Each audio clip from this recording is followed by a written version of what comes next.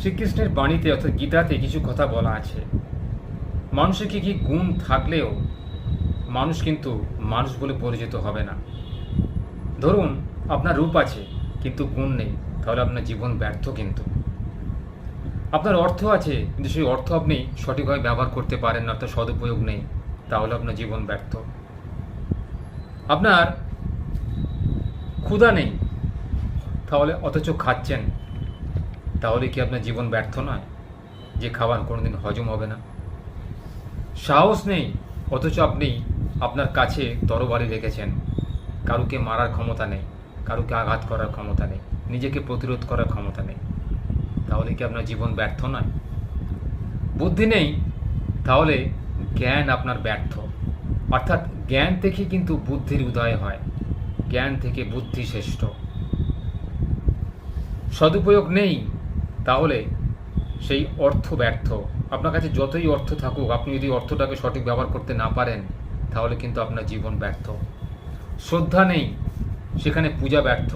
অর্থাৎ লোক দেখানো পূজা করে ঘণ্টা নাড়িয়ে পুজো করলে সেই পুজো কোনোদিন সার্থক হয় না। যদি মন থেকে পুজো করেন তাহলে দেখবেন একটা ধূপ জ্বালিয়েও ভগবানের আশীর্বাদ পাওয়া যায়। আর অনেকে ঢাকঢোল বাজিয়েও দেখবেন তারা ভগবানের আশীর্বাদ পায় না। আজকে ঢাকঢোল বাজাচ্ছে আর কালকে লোককে গালাগালি দিচ্ছে, লোকের অন্ন ধ্বংস করছে, লোককে তিরস্কার করছে, লোকের ক্ষতির চিন্তা করছে।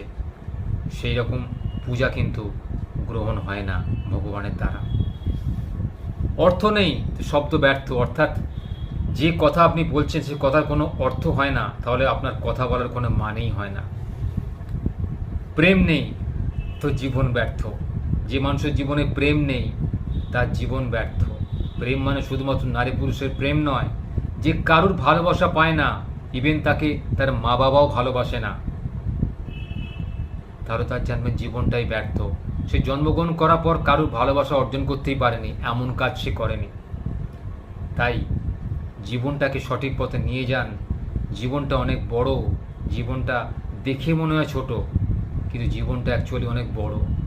জীবনে বাঁচতে গেলে অনেক কিছু জানতে হয়, অনেক কিছু শিখতে হয়, তবেই কিন্তু ভগবানের সান্নিধ্য পাওয়া যায়, ভগবানের কাছে যাওয়া যায়।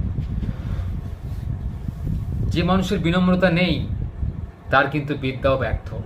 অর্থাৎ যে মানুষ অপরের সঙ্গে ব্যবহার করতে জানে না, সঠিক ব্যবহার করতে জানে না, তাকে শ্রদ্ধা ভক্তি সম্মান করতে জানে না, সে যতই শিক্ষিত হোক, তার থেকে একজন গরিব ভিক্ষুক রিক্সাওয়ালা, তার মতো যদি পরোপকার থাকে, তার মধ্যে যদি শ্রদ্ধা ভক্তি থাকে, সেও